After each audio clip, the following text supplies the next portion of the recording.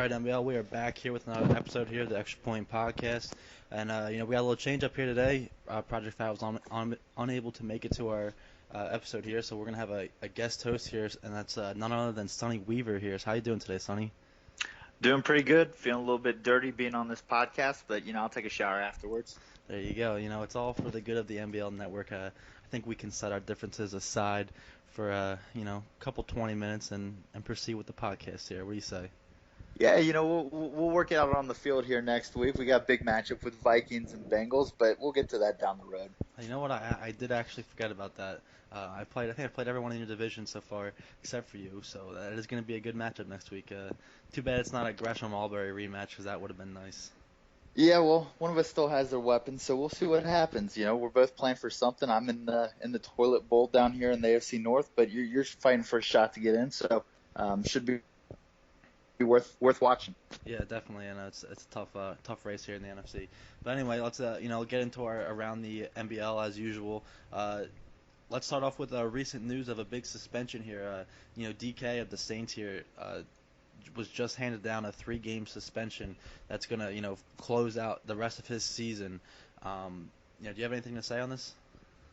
Well, it's one of those things where kind of the summer of zero tolerance continues. We've got an issue here where it's believed that one player is taping calls, similar to the Patriots incident you may remember a couple years ago, the Spygate.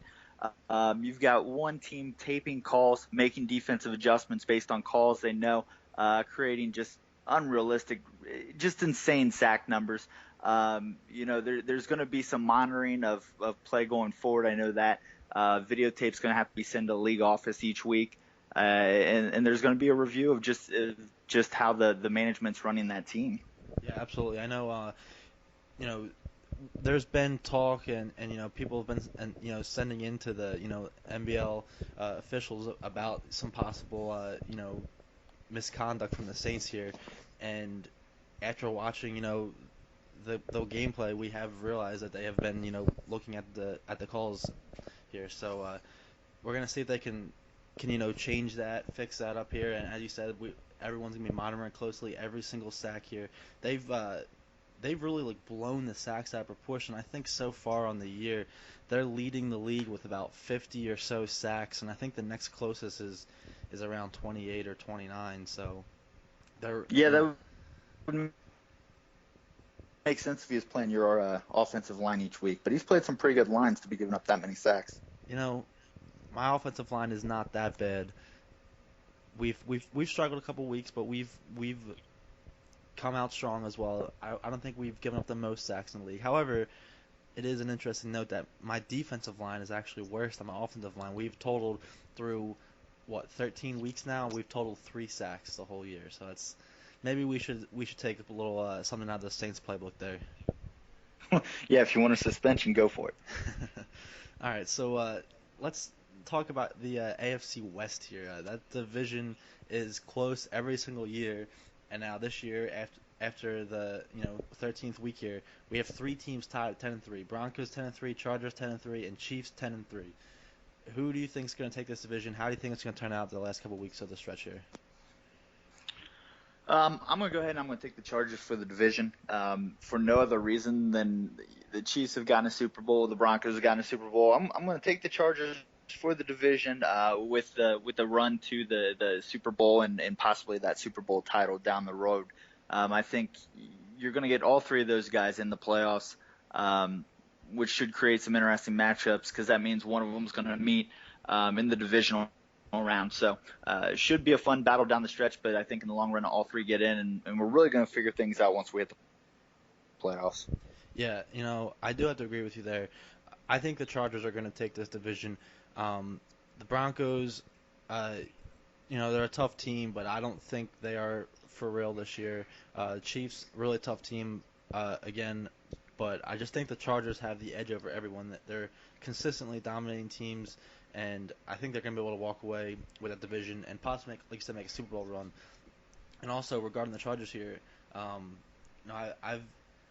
haven't actually said anything yet, but my bold prediction about the Chargers is I think that they will be the first team to win a Super Bowl in Madden 16. Their team is just phenomenal. I think that once everyone starts fresh with a new page, you know, they're a tough team to beat. So that, looking forward, I think that they will win the first Madden 16 Super Bowl there.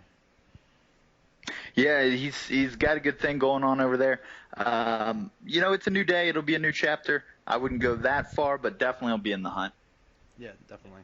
So next, let's talk about the Texans here. Started off 8-0, got a banner put up, and they started falling. Brings some, brings out that banner curse again that everyone in NBL always talks about. Like I said, 8-0. Then the next couple games, he's been 2-3. It looked like he had this division locked up, easy. No one was taking it, but now the Titans are right behind the Texans here. If the Texans lose out and the Titans win out, they will finish at 10-6, even.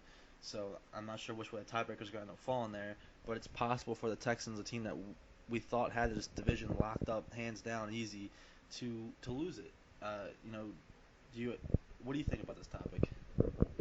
So I'm not sure I would go as far to say it's a banner curse. If you look back at the Texans' schedule, I think they were more of a winner when it came to the scheduling department than any curses. If you go through their schedule, they've played exactly 2 teams with a winning record so far this year, one being the Titans, who he split with, the other being the 49ers. I think there's definitely a possibility that he could lose out down the stretch here. You've got Cardinals, Rams, and Jets, all 3 in the playoff hunt. I know that the back end of the Titans' schedule isn't very tough, so you could see a little bit of collapse there. I'm going to go ahead and say he hangs on, he wins one, and the Titans drop one, and he comes away with the division. But definitely an opportunity there for it to get a little rougher, but I think the Texans hold on and they get into the playoffs with that division title. Yeah, I do have to agree with you, too. I'm not one of the NBL members that believe in this banner curse here. I think mostly what it is, it's teams getting in their head when they see themselves in the spotlight and they start to choke under the pressure. They can't handle it. And like you said, I do have to agree. The Texans are a very good team, but they've had a very easy schedule so far this year, and they've absolutely capitalized on that opportunity. It would be nice to see them make a push into the playoffs, but I can't really say if they're for real or not this year.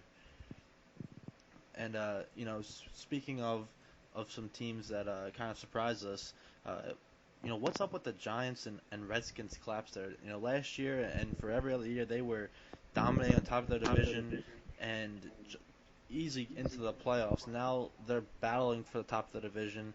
It really is between those two, but neither team is above 500. What do you think's really changed over there? From season to season, there's going to be letdowns. I know there was some turnover there in Washington. They lost some offensive weapons. Some things changed. I know their quarterback went down early in the season. So there's some explaining there in Washington. To be honest, the Giants just felt like they were on cruise control there for the first couple weeks of the season, just dropping games left and right, kind of regaining a little bit of the form, but still don't look to be back in line with where they were. Somebody's going to win that division. The scary thing about that is even with the Redskins right now sitting at 6-6 and the 4 seed, they could be a dangerous team down the stretch in the playoffs.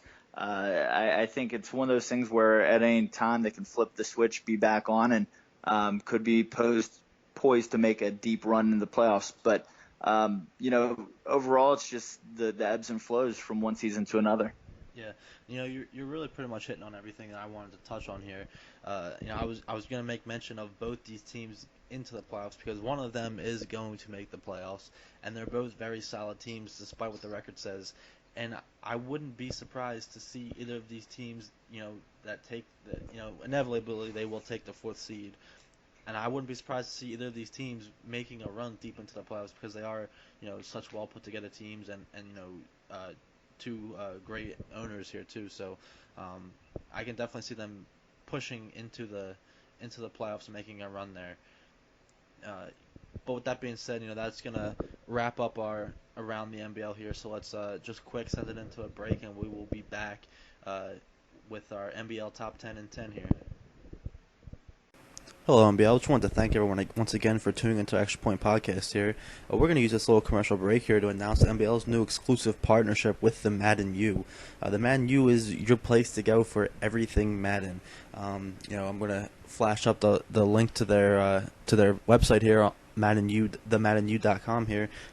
If you're ever looking for a good ebook, to make Madden like a chess game, not a checkers game, or you're looking for a strategy guide to go with your Madden playbook to expand what you already have, go ahead, check out their ebooks here. They have a free ebook on there with the run and gun, or they also have some ones available you can purchase. So go ahead, check that out on their site. Also, be sure to follow them. Their Twitter handle is at the Madden U, all one word, as well as their Facebook and YouTube channel is also the Madden U. They also have an app available for the Android and Apple stores here. It's called the Madden U. Go check that out. Easy access to all their features they serve. So, give the Madden U a look and see how they are.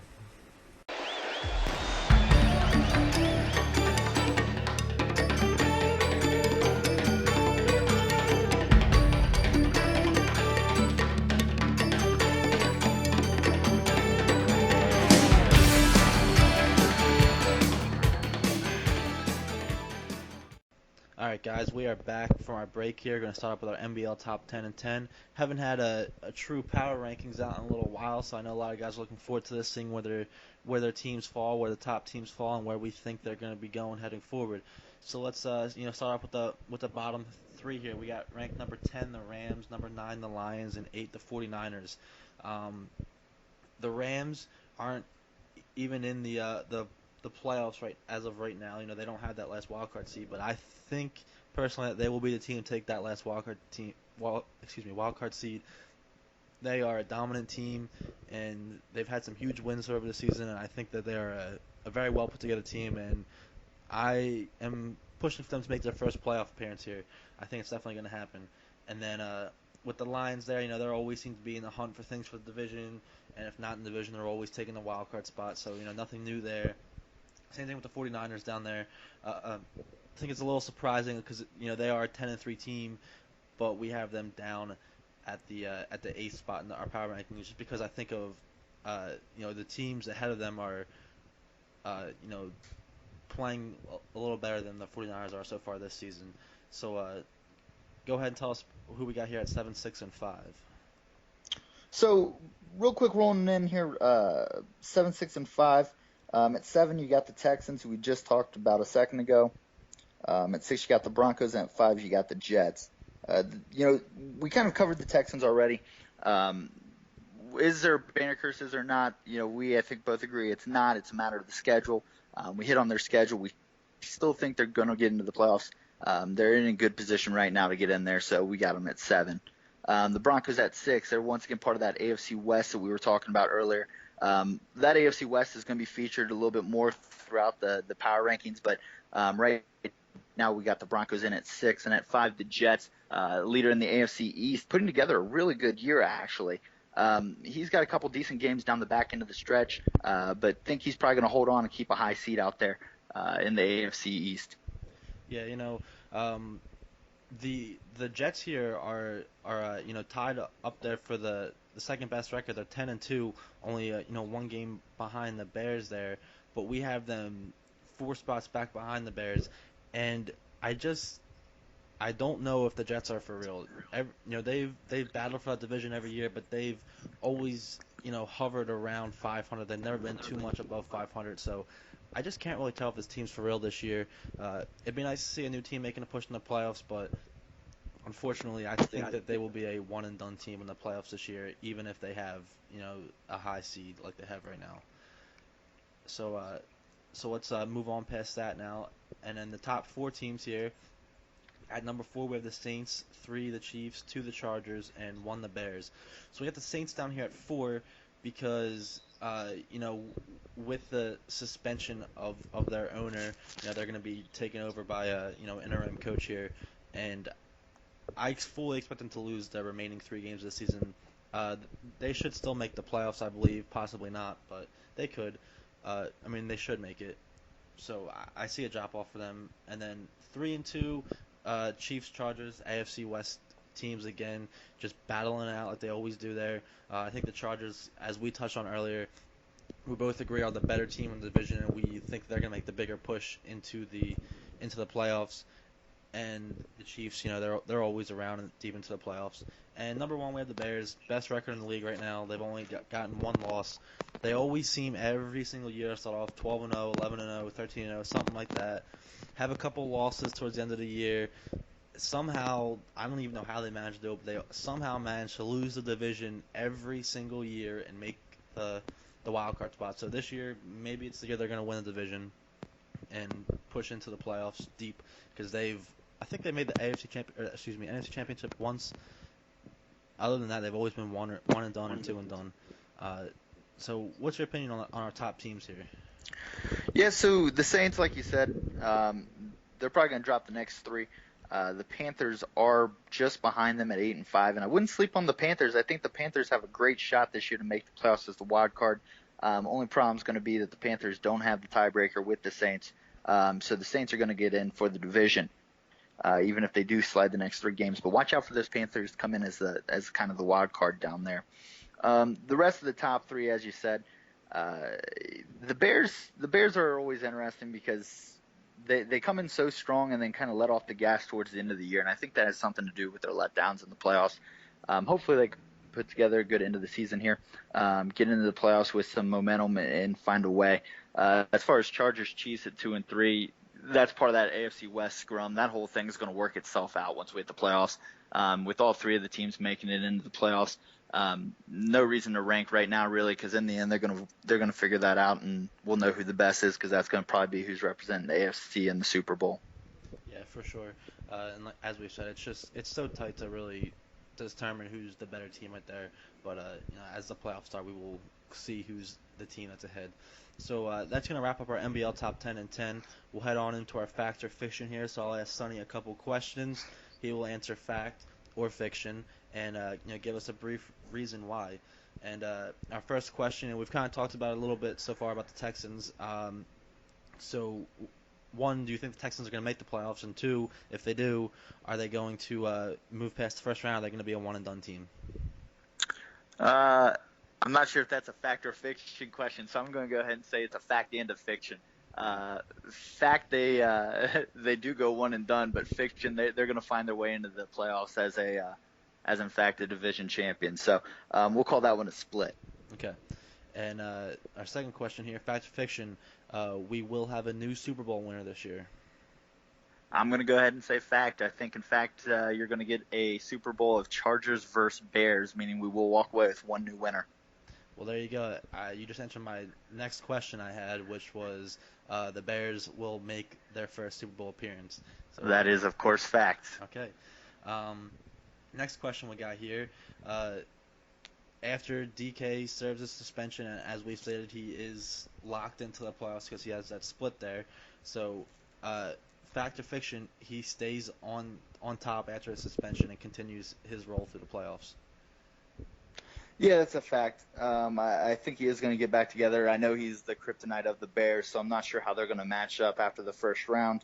If he gets the Bears, we can find out one more time if he's going to have his number or not. I do think the Bears will get it, but I think he does slide by first game. So I'm going to go ahead and say fact that the Saints come out of the suspension still rolling. All right. And our last question here, fact or fiction, Bills first NBL team to finish 0-16. Oh, without seeing the schedule, I'm going to go fiction. It's a hard road to finish 0-16. I think the Bills, they're always good for one surprise win a year, and I think they'll get it here at the end of the season. Yeah. As we've said, too, on previous podcasts, it's really surprising to us that the Bills are 0-13 to this point. We thought they were going to pick up a few wins and possibly run for that division. So I do agree with you there. I think that they are going to get a win at some point. It would be pretty unfortunate to see them not, get a win there. So let's go ahead and wrap up the podcast here with our last quick segment, and that's going to be our question of the week here. Go ahead and visit MaddenBomberLeague.com, and you will see our question posted on there. And our question, to kind of just wrap up in pretty much the end of Madden 15, is who was the best drafted player of Madden 15? Trent Redmond of the Bears, Shane Gresham, Markel Ryan, Albury, Camberell Means, or Ethnia Santi. So guys can go ahead and vote on the site here, and we'll see who the league thinks is the best rookie player brought into the league so far. And looks like that's going to be the end to our podcast here. So again, I wanted to thank Sonny Weaver for managing to put his differences aside to our podcast and join us over here. And we look forward to a fun matchup that we'll have next week in the league. Yeah, thanks for having me. It's always a good time to get on and talk about myself. So I obviously love doing that. So thanks for having me. Hope to be on again. Yeah, I know we all know it's a fair thing to do. That's why you love doing the podcast. All right, MBL, have a good one.